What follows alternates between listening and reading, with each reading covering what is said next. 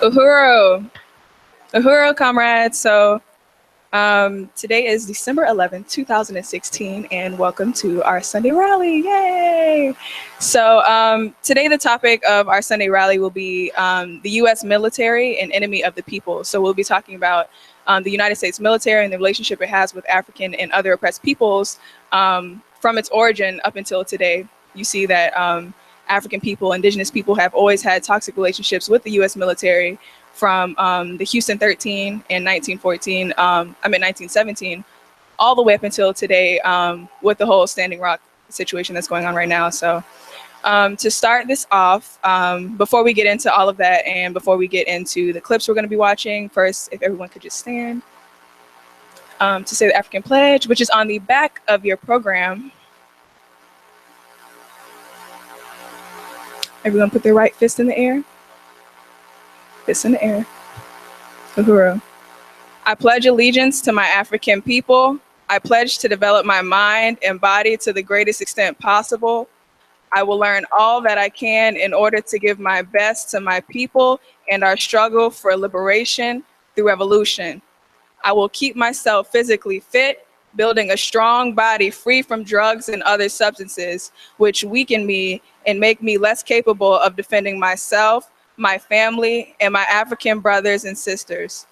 I will unselfishly share my knowledge and understanding with others in order to bring about change more quickly. I will discipline myself to direct my energies thoughtfully and constructively rather than wasting time in idle hatred. I will train myself never to hurt or allow others to harm my African brothers and sisters, for I recognize that we need every African man, woman, and child to be physically, mentally, and psychologically strong.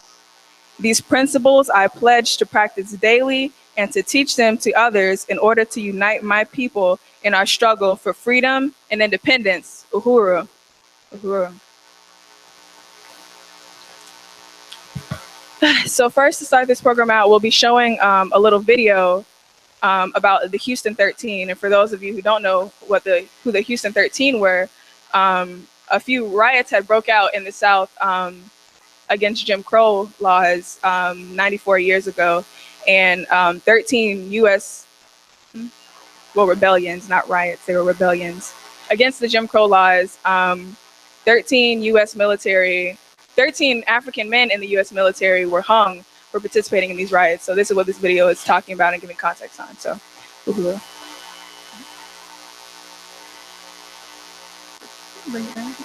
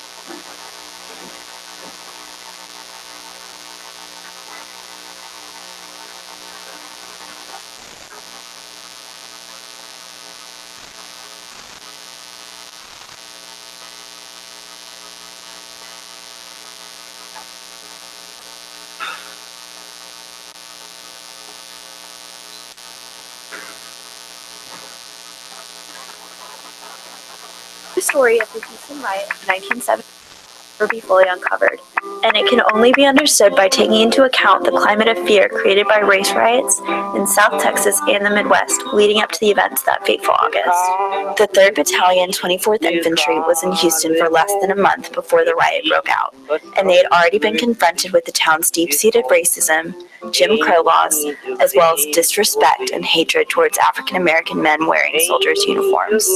While the men's own officers stood up for the soldiers of the 24th and did their best to diffuse tensions, it was clear that Camp Logan was sitting on a racial powder keg. On the morning of August 23rd, two Houston policemen, Lee Sparks and Rufus Daniels, assaulted and arrested an African-American soldier, Private Edwards, when he inquired about the arrest of an African-American woman. When a fellow soldier and MP, Corporal Baltimore, asked the men about Edwards' arrest, Officer Sparks began shooting at him, sending Baltimore running. The police eventually arrested him as well. When word of the incident reached the barracks, the soldiers immediately feared an attack from a rumored mob of angry white Houstonians.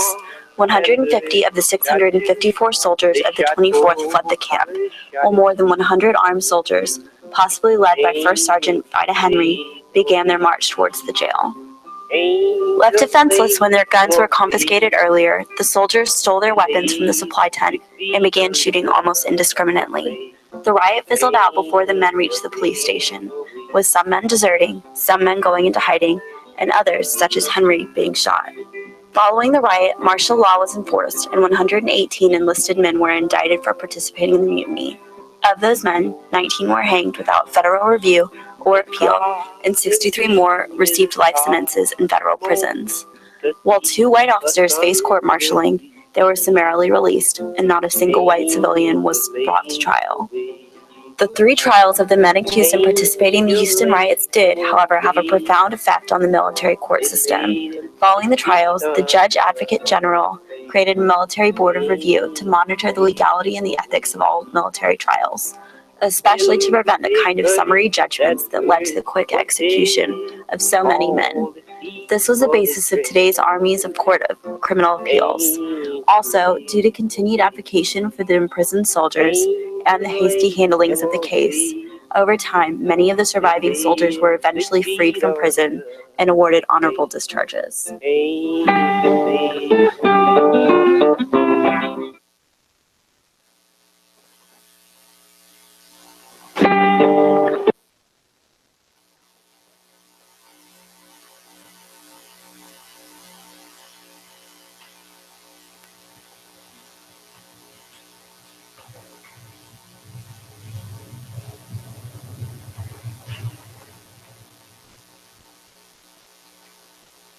Uhuru.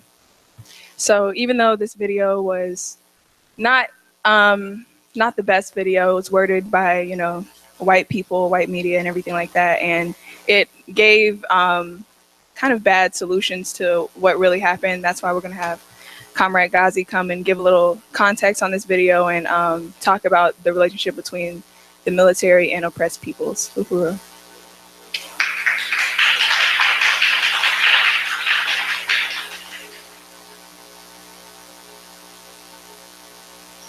Uhuru. Uhuru, first I just want to salute our local branch, International People's Democratic Uhuru Movement President, Liu Kwayera, for picking this great topic.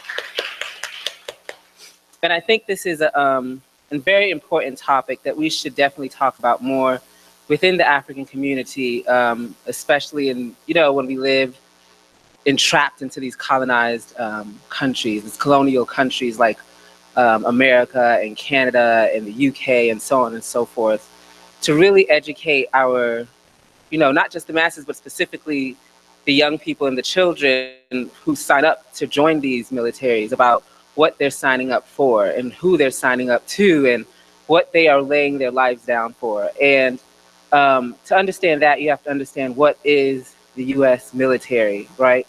And to understand the US military, you have to understand imperialism. And then that should show you and make you understand what is the military of all white nations, which is imperialism, which is a military that its only purpose is to rob colonized people of their freedom and of their resources. This is why America has been in war since the beginning. And historians say there's only been 24 years that America has not been to war, but America is at war consistently.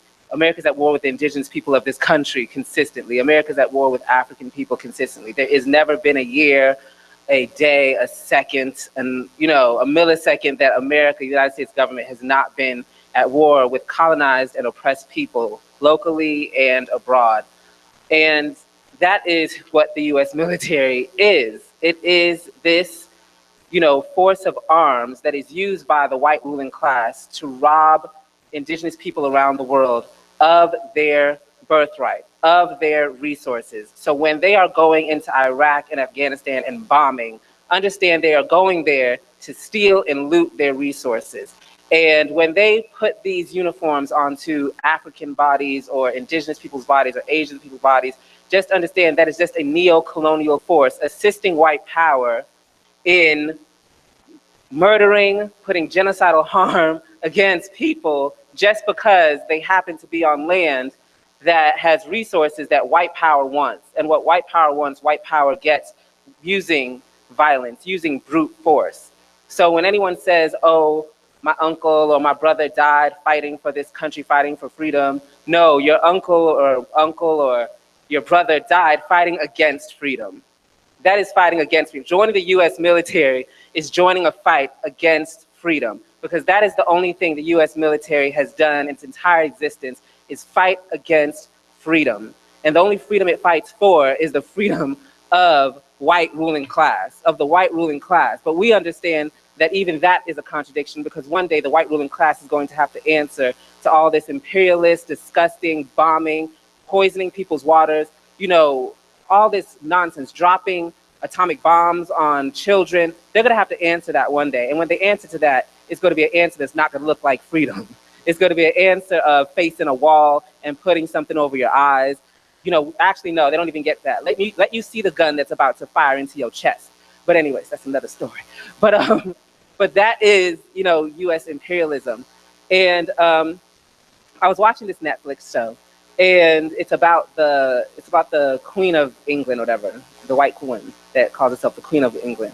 And they talk about these countries in the show. The show is supposed to be just about her and her man and this romance, but they do talk about, you know, Africa and the Middle East and even Korea. And when they talk about them as their properties. Like, how is it going?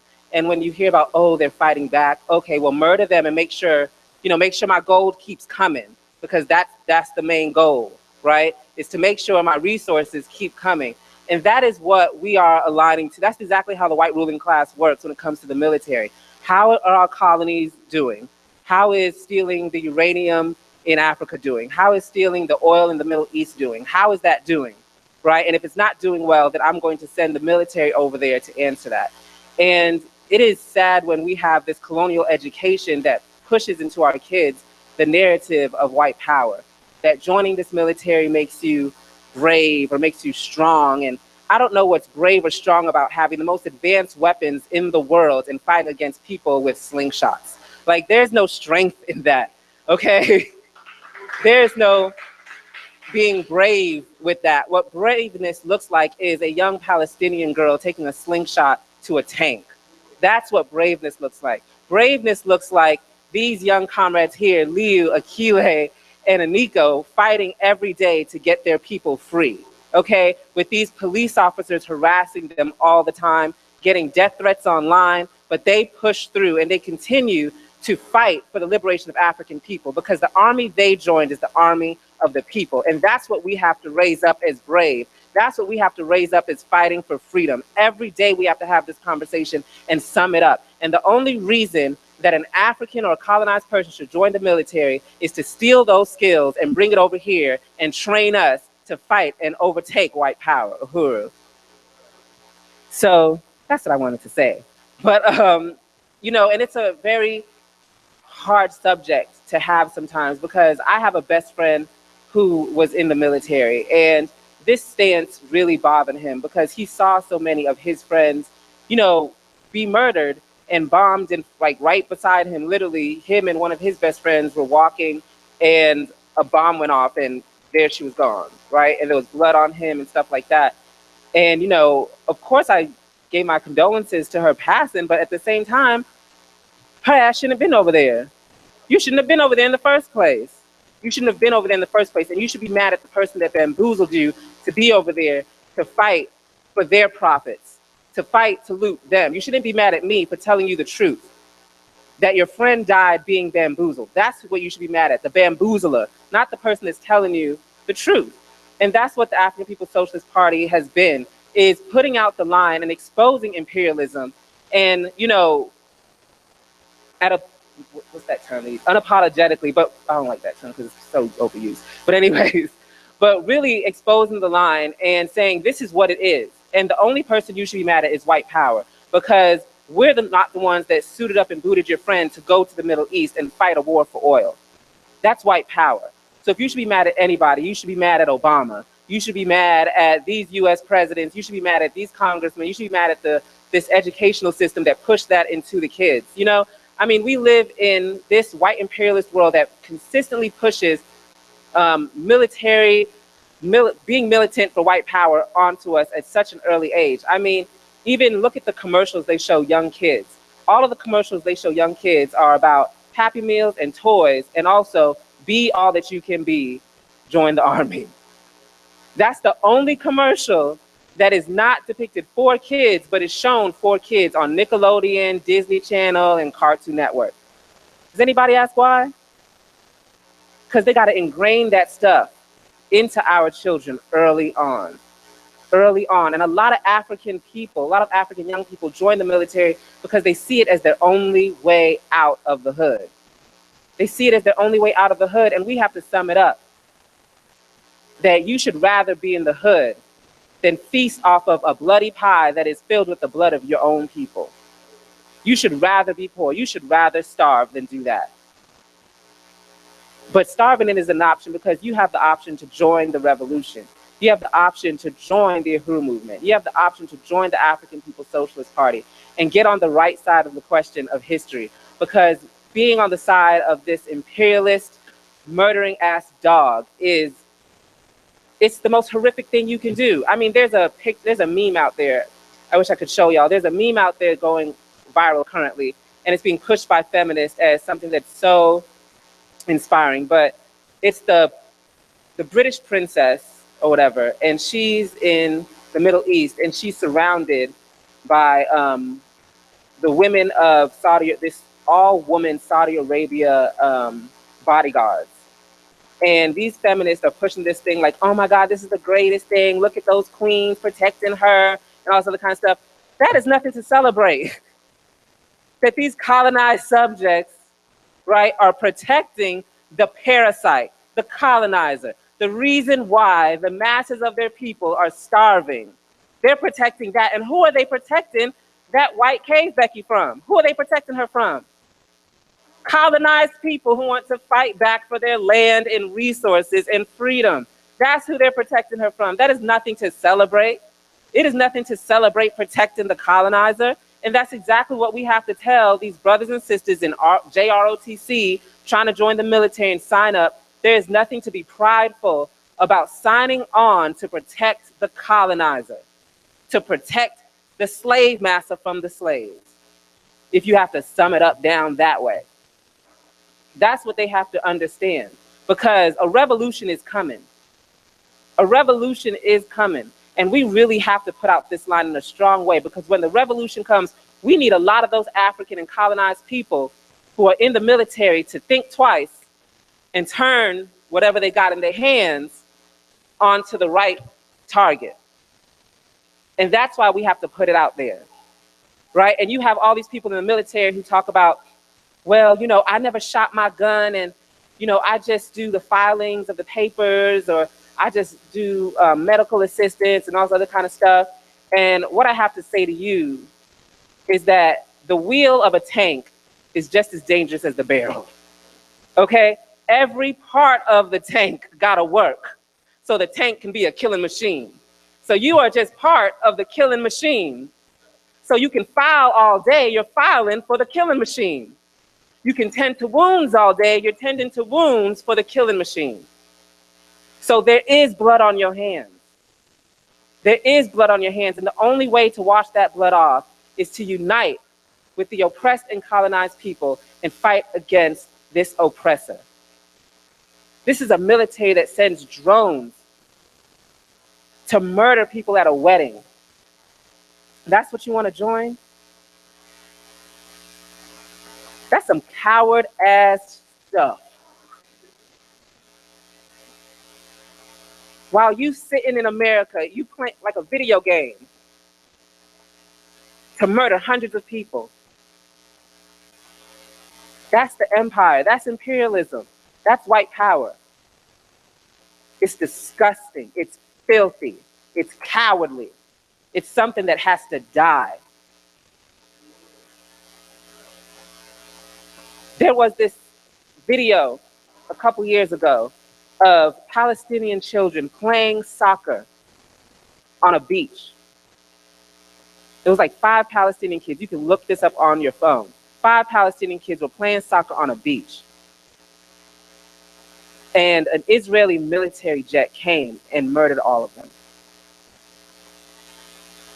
Their parents didn't get no answers, no justice, nothing.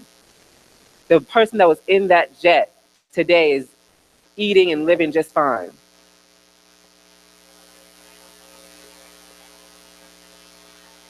That's not just the Israeli military. That's the military of the UK. That's the military of Australia, of Canada, of the US. And even all these neo-colonized countries like Jamaica and Nigeria and all these countries, they only go to war when white power tells them to go to war. Okay, so that's white power too. Even when you join those militaries in your own African country.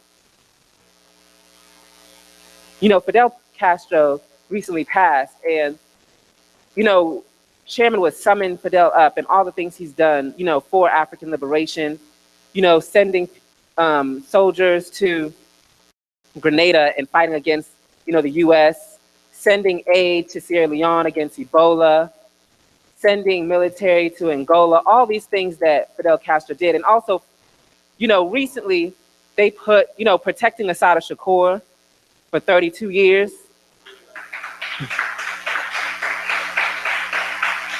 And recently, you know, the United States government was trying to do negotiation with Cuba. And one thing they put and said was non-negotiable was Assata Shakur. That's what Cuba said. Can you name an African government that would have done that shit? We have to sum it up that way just so we can see where we are at. There is not one of those African petty bourgeoisie nations that would ever say to the US government, an African woman is non-negotiable.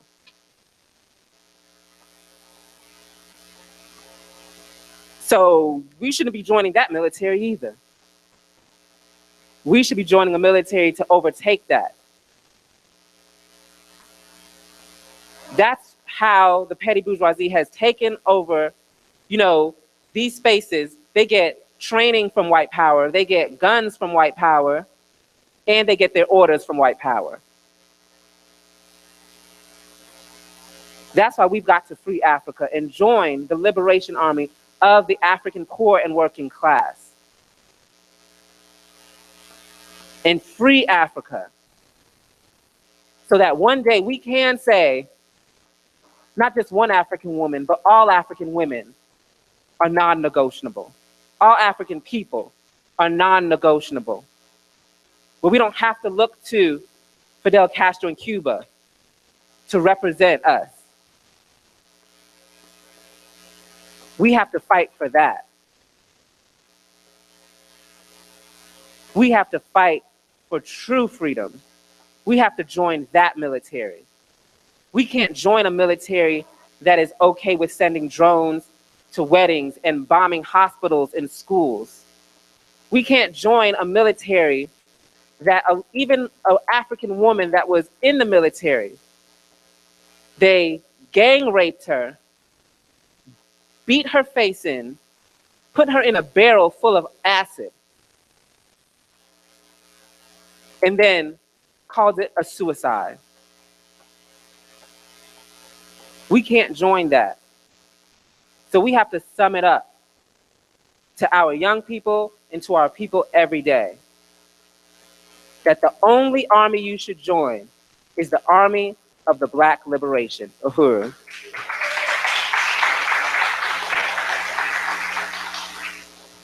Uhuru. Another round of applause for Ghazi. Uhuru. I just really want to appreciate Ghazi and just InPDUM because, you know, without InPDUM, I would have been in that same position as his friend. You know, I would have been on the pathway right now to be joining the military. I was doing training for the Marines. I was, every week, every day going to those trainings, thinking that I was doing something good for my people, when in reality, I was just joining the same organization, going across the seas to murder my people. So I'm just very thankful for InPDUM, for, I don't want to say waking me up because that's so cliche, but for giving me that science to know what I should really be fighting for. So that's why I want to encourage all of you to join that organization. Don't join, America. Don't join, even if you're not trying to join the military. Don't be on the wrong side of the question, because like Ghazi said, a revolution is coming, but you have to determine what side of the question you're about to be on when we come. So join InPDUM. Also, did anyone have any questions or concerns? Anything, any comments on the video or how you feel about the military? Come on.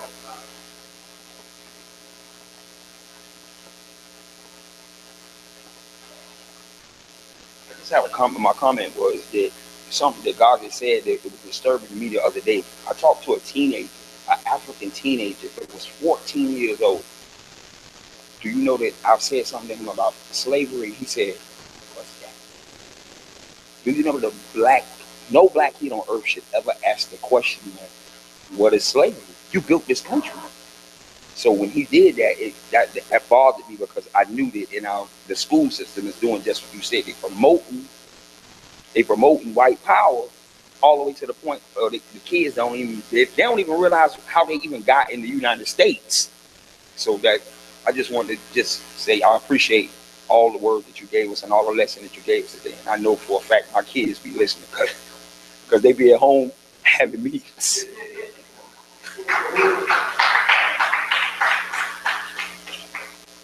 Thank you. Anybody else? Akila?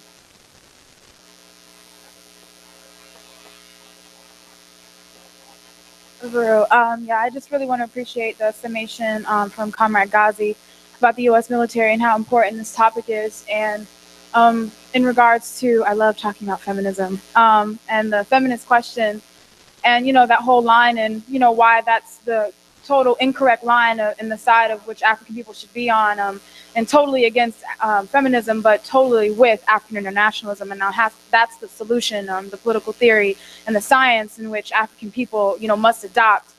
And to the whole thing about just the women joining the military, and how somehow that's empowering for you to join the U.S. military, the colonizer, the imperialist.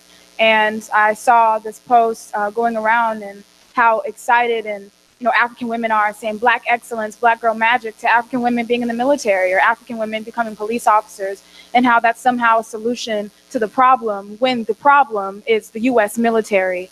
And how joining that side of the question can never be the solution. As an African woman, that's not a win for you. That's a win for feminism. That's a win for white power, but that's not a win for African people and African liberation. So I really want to appreciate this topic. And it's extremely important, especially with all of our people. I know on every campus you can think of in the African community, they are going in there immediately with these JROTC programs, and they give it to you like it's just the best thing out there. Like, you get all of this free education, free food, free housing, all this stuff, and you get out of the hood. It's your ticket. You get your mama what you want, and that's how they promote it to you. And you have that's the best thing to ever hear, because there are no options for African people out here, well, as far as they know, until you come to revolutionary conclusions, and then you see the options. So yeah, but we definitely have to reinforce in our children every single day, and be completely uncompromising with the line. And to anybody that we hear on the streets and politicizing these children, to say you don't want to join that side, because the movement will move all over you, so you don't want to join that side of the question. Uhuru.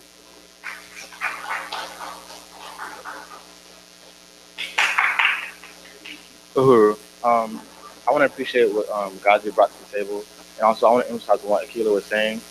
A lot of people, they don't really know what goes on inside of the schools, as far as what they do to emphasize white power, and what they do to emphasize what happens in the schools, really just to emphasize the army and everything. But every Wednesday at Gibbs during lunch, there's something called Career Day, and all throughout the school, there's tables set up around campus, around the courtyard, regarding basically regarding college and the military. And in front of the cafeteria doors, they have arms police officers, ready firefighters, and ready like to the T, like Marines and everything. And so the black students, they go to the tables and they're finding out what's going on. And basically, it's like they're letting you know this is what happens when you come in here. They don't mention much because, of course, they can't mention everything. Everything isn't handed in to be going there. And so I was passing by one of the tables, and they were like, "Aren't you tired of being? Aren't you tired of being like the way it is in school? Aren't you tired of being all these students?" And so the student was like, "I think I am." And so I stopped. I was like, what's going on over here? Like, what's this table about?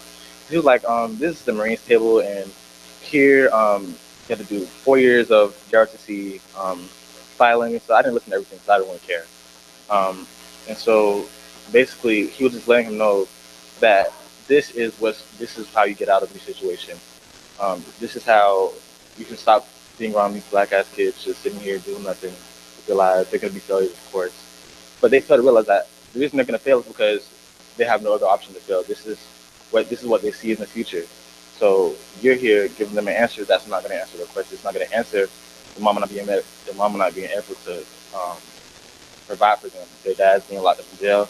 Their sisters and brothers on the streets doing drugs because they don't see anything else. They don't have the image. And so that's why I try to promote Black Power in these schools, is because I this is the real answer. They don't have that. And so I just try to do my best to move on it.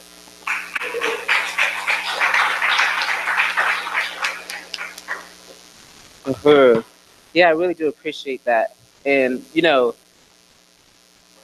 things that they do to how they target African and colonized kids on school campuses is poor. It's disgusting. And they use the situation, just like you said, Nico, that they put us in to say, well, if you come and fight for us now, we'll give you a Dodge and some Jordans, right? And you'll go and fight and bomb your own people, and it'll alleviate you some. And I think next time they even raise that to you or raise it to the kids, to tell the kids to say, when they said, are you tired of living this way? Be like, yeah, so when are you going to take those guns and target the white ruling class to give us our reparations? Right? When are you going to fight for reparations? When are you going to fight for us getting ownership over our land and resources? Because until that day comes, this is always going to exist. And then they try to sow petty bourgeoisie ideologies into you of, this is your way out, right? You're special. You're better than these other black kids, right? That's why you need to sign up here. And when we say, the black petty bourgeoisie, we mean the class of African people, right, that have detached themselves from the poor working class and now are tied into white power by assisting white power in colonialism, right? That's why you have all these people that call themselves, these Africans that call themselves congressmen and mayors that side with the police.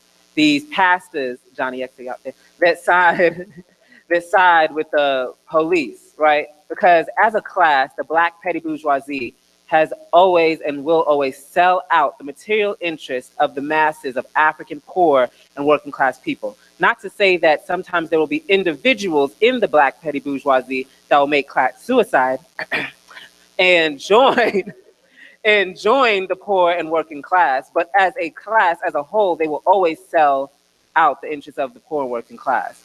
And that's what they're doing to our kids. That's what they're doing. That's the only reason why the government has these school systems in the hood, is to breed African petty bourgeoisie, right?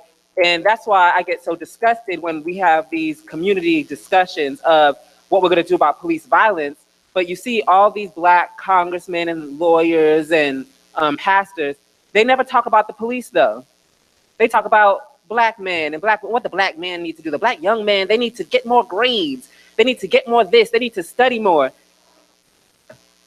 Mike Brown was an AB student with a scholarship, right? You have Trayvon Martin's brother talking about we need to get automatic weapons out of the hands of the police. Trayvon Martin wasn't murdered by an automatic weapon, right? This doesn't make any sense. It's like, this is what they're putting out. They always target us At the end of the day, we're the problem. It's not the police that are murdering us. It's not the police that are pushing us into these prisons, right?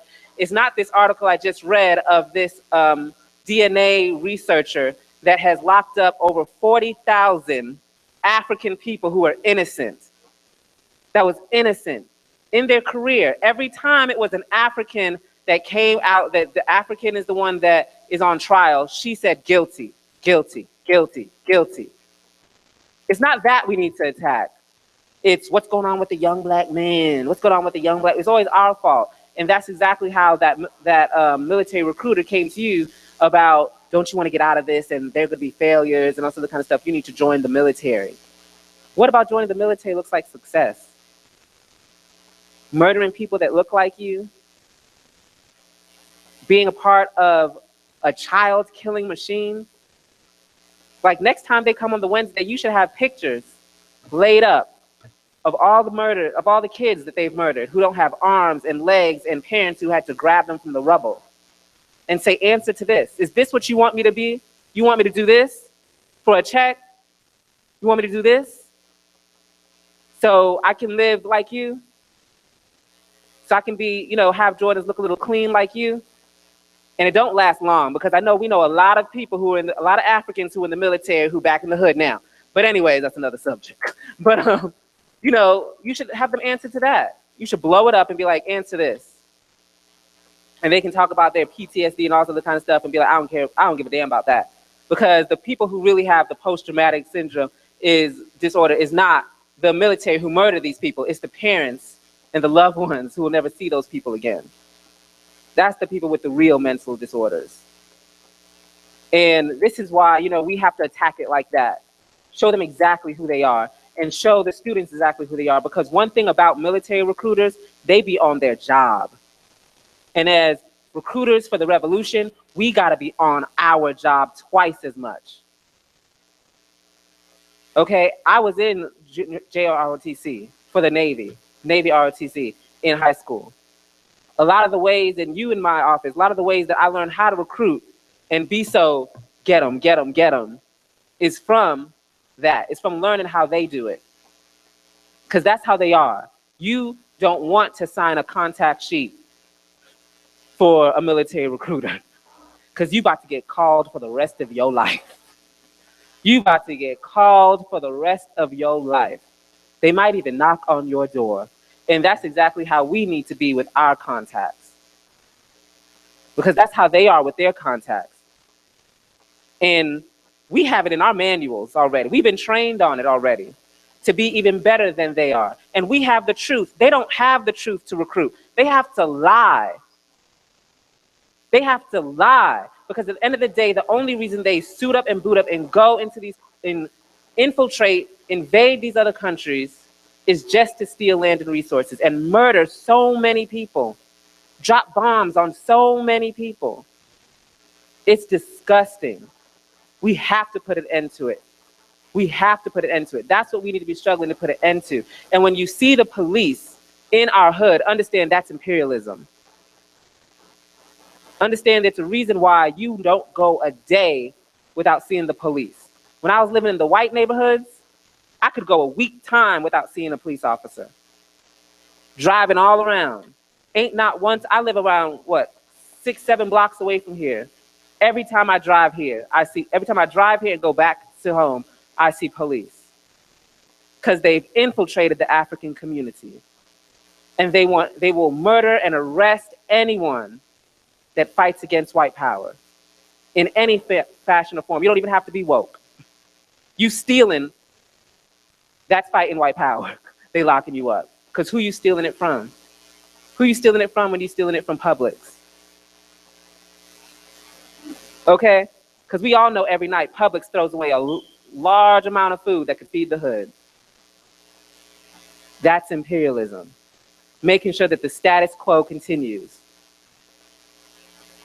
The minority having the majority of resources and the majority having the least of resources. And we have to put an end to that.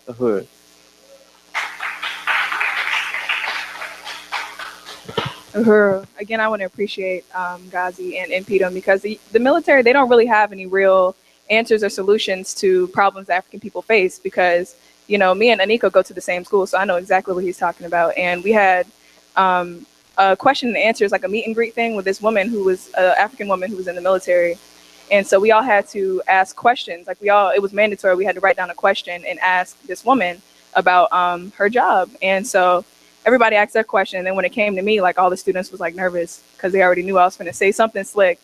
And so, because she, framed it like that. She framed it like, look at what you get when you join the military. You can feed your family. She was bragging about how she moved to a different state and she didn't have to touch one box. She didn't have to lift anything. And I just asked her, I said, is all of that worth going out and killing your own people? Is all of that worth going and helping oppress people across the world? And is it worth being a murderer? And the teacher was like, oh, wow. And she was stuck. She didn't have anything to say because, she knows the system she's a part of. And she was just like, and she still didn't answer my question. So she didn't answer my question. And my teacher apologized for my rudeness and told her she could move on without answering my question. But that really put in perspective to the students about who she was and about the wool she's trying to pull over the other students' eyes by trying to push these lies about the military and how great it is. And, even people at my campus are always, thanking me for raising these struggles with all different kinds of people at our school because, I have the science and I have the politics from the party, from InPDUM. And, that's why it's so important to join InPDUM and to become a part of a revolutionary organization so you can have the education to teach your kids. Because, like he was saying, they're not teaching this to our kids. To teach your, siblings, your brothers and sisters, your mom, your dad, even the kids at your school, you need this science. And that's why it's so important to join InPDUM. So with that being said, if you want to grab the basket. If no one has any other questions or concerns, we're going to begin our call for resources. So Akila is going to pass around the basket and you can donate anything you can. We have a goal of $120 today to raise to go towards InPDUM and keeping this organization afloat and alive and thriving. So she's going to pass that around. Come on, y'all. We take cards. You can give online. For those of you who are live streaming, what's InPDUM.org? You can go to www.InPDUM.org and give online. And just for the comment section, you would put InPDUM Sunday Rally, and then we'll be able to see that immediately. So if you do not have cash on you, you can give online.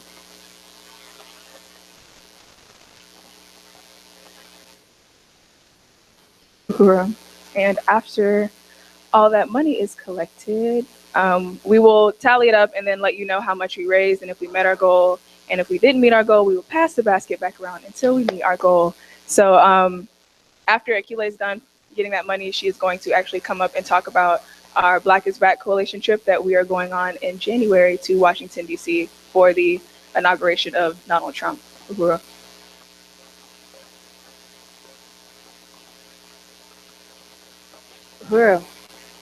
All right, so as she said, I'm going to talk about a little field trip we're about to be taking in January.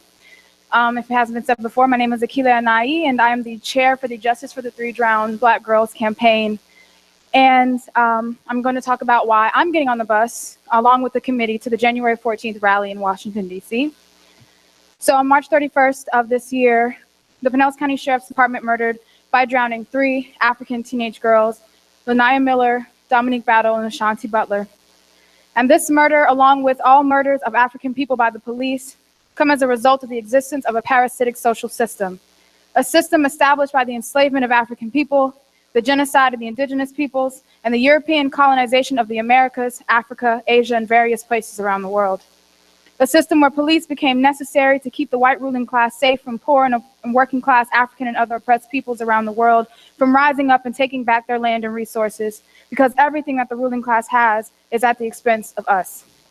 And the elections are nothing but a peaceful contest between sectors of the ruling class to control this stolen land and resources. Not a contest to change the deplorable conditions of African people, Not a contest to end the murders of African people by police and white nationalists. Not a contest to overturn the system of parasitic capitalism, colonialism, and imperialism, but a contest to maintain this system, this bloody system of oppression, rape, murder, theft, and genocide. This system that killed Lanaya, Dominique, and Ashanti.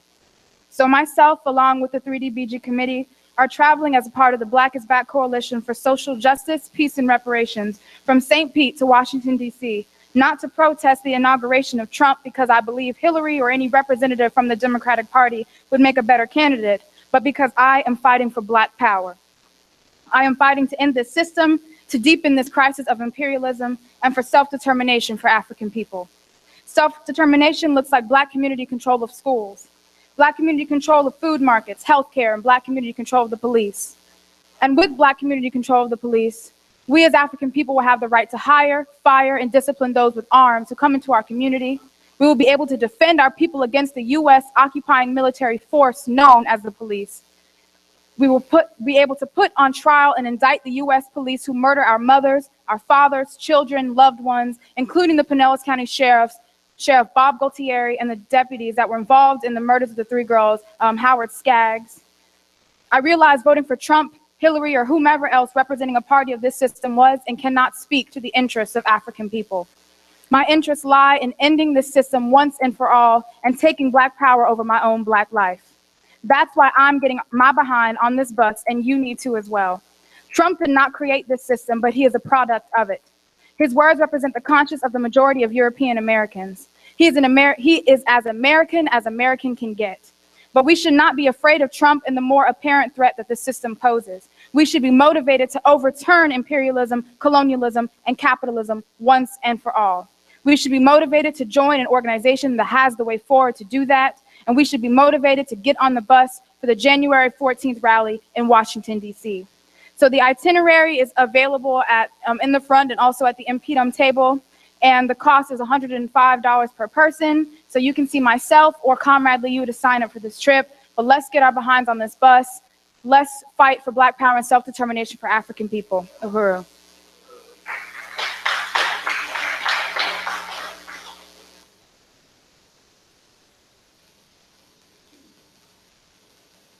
Uhuru, are there any other announcements?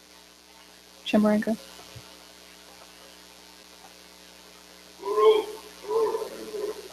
So I wanted to announce the African People's Social Party plenary.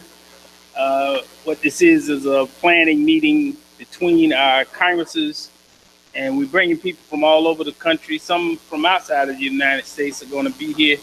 Going to have some great speakers and workshops. On the back of the flyer, you can see some of the speakers, including the chairman, Penny Hess, and other great speakers. Louisa Kinshasa was the Secretary General of the African Socialists International. But the theme is putting revolution back on the agenda. And I think that's really important within the context of the aftermath of this election, where it seems like the whole African world is now in a panic because Hillary Clinton didn't get elected. And we're saying Hillary Clinton nor Donald Trump will save us, Democrats or Republicans. Our only way out of this is revolution. But we understand that nobody is going to take the most difficult path to freedom at first. But now it's becoming clearer and clearer that people have, African people have one option for our freedom, and that's revolution. So putting revolution back on the agenda again, this is the African People's Socialist Party plenary, January 7th through the 9th. And you can go to apsplenary.org and register. It's $35 is the basic registration. Then you can up that registration if you want to pay for food and a t-shirt. So I urge everybody to go to apsplenary.org, or you can pay us right here if you want to go ahead and get registered today for the APSP plenary.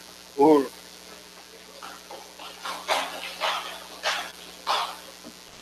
Uhuru. Also, myself, I do have an announcement and for solidarity. So this Thursday, December 15th at 6 o'clock p.m. right here in Aquaba Hall, there will be an event led by the Uhuru Solidarity Movement called Cuba, an African Odyssey. And this is going to have Cuban food, raffle tickets, and a chance to win a Cuban coffee kit. And they're going to be showing a film about Fidel Castro and his relationship with African people and the African nation. So this event will be a fundraiser for the Justice for the Three John Black Girls Committee. And so in order to raise money for the Justice for Dominique Fund and the Three John Black Girls campaign, there will be a $5 door fee for everyone who comes in. So please make sure to come to that. Again, that is December 15th, this Thursday at 6 o'clock p.m. 6 o'clock, right here.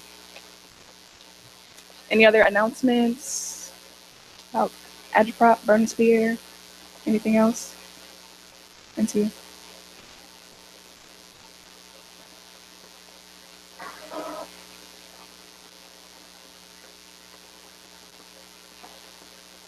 Anika has an important announcement.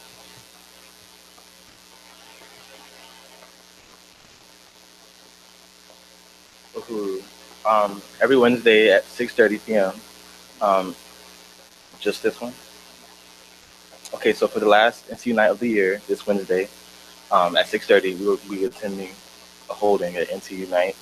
And at NCU nights, it's basically a volunteer program, brigade. And basically, there'll be 6 tables, one for each campaign. Burning Spear, InPDUM, Uhuru Tours, Black Power 96, Uhuru Foods and Pies, and the 6th one. What's the 6th one? I said that. I said newspaper. USM. I was like, what? Okay, but so yeah, please be in attendance to that. Again, that's 6:30 this Wednesday.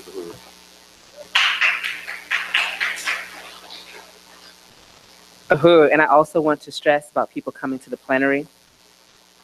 My name is Gazi Kodzo, and I'm the chair of the plenary, so I wanted to make this announcement. So yes, we are having our plenary, and the African People's Socialist Party, the plenary will also be our 45th year anniversary, 45 years of revolution. Yes.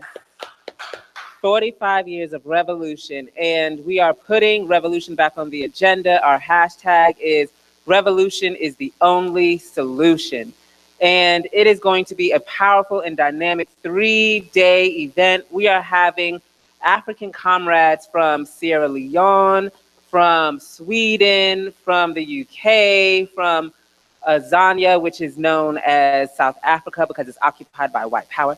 And yes, and we also have some Africans we're trying to get from Australia and from also the Caribbean to be in attendance as well. But I think this is an extremely important event to come to. You really get to see who the African People's Socialist Party is. I think the plenary is the place where you really see what we've been doing for 45 years, what we did last year, all the amazing things that are happening that we are doing around the world and all the amazing struggles that is going on. 2016 was a wild ass year when it comes to politics. And Chairman Amalia Shatella is going to be summing up the entire year of 2016 politically. And I think that is so important for so many Africans to be listening on, and even, colonized people, because there's the indigenous people who are fighting over the pipeline who really need to understand also the context of that and the contradictions and the struggles that are laid behind it, because we understand that the struggle for the pipeline is not an environmentalist struggle, it's an anti-colonial struggle. And we just urge that everybody make it. It is $35 registration for all 3 days.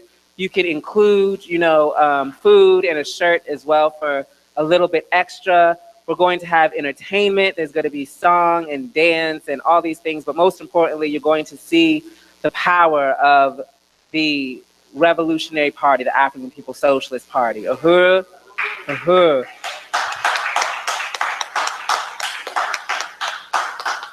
Because there's a lot of people on Facebook that be talking about we got to get land, clothes, and shelter, but we already got it. Uhuru.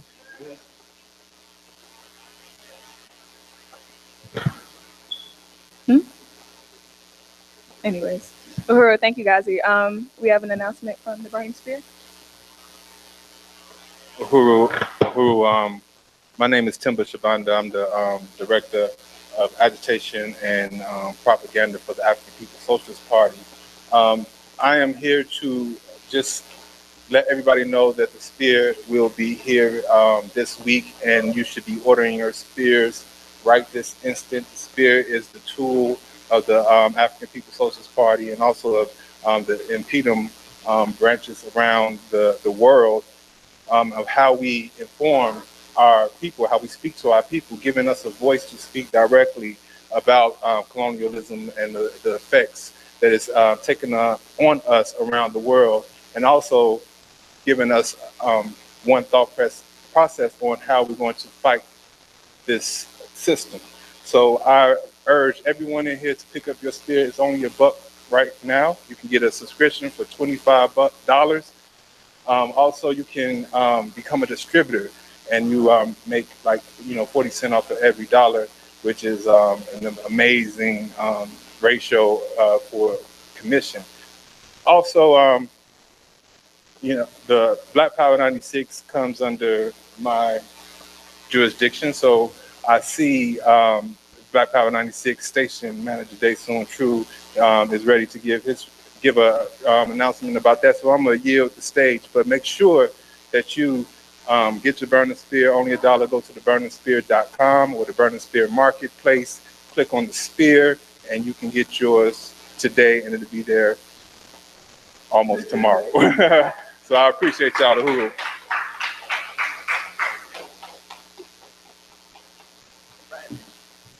Uhuru. As was stated, my name is Daesoon True, and I'm the station manager for Black Power 96.3 FM radio. I just want to talk about a few wins that Black Power 96 has experienced. Last week, the concrete foundation was finally poured. So this week, the tower should be going up, which means we'll be flipping the switch and being able to be heard on the airways relatively soon. Also, want to give an announcement about our end of the year fundraising campaign. On November 29th, Black Power 96 took part in Giving Tuesday, which is a campaign that's, thank you, Timber, thank you. Which is a campaign that a lot of people participate in all over the country. And we raised $530 during that time of the campaign. But thank you. But our overall goal was $5,000. So we extended the Giving Tuesday campaign to tie into our end of the year giving campaign. So more information about that is on our website, blackpower96.org. So I encourage everybody to log on to blackpower96.org to find out more information about the radio station updates and also about our end of the year giving campaign. And if anybody would like to go look at the dry concrete at the end of this, we can go out to the hole and check it out. Again, like I said, the tower will be up relatively soon, so I'm really excited. Uhuru.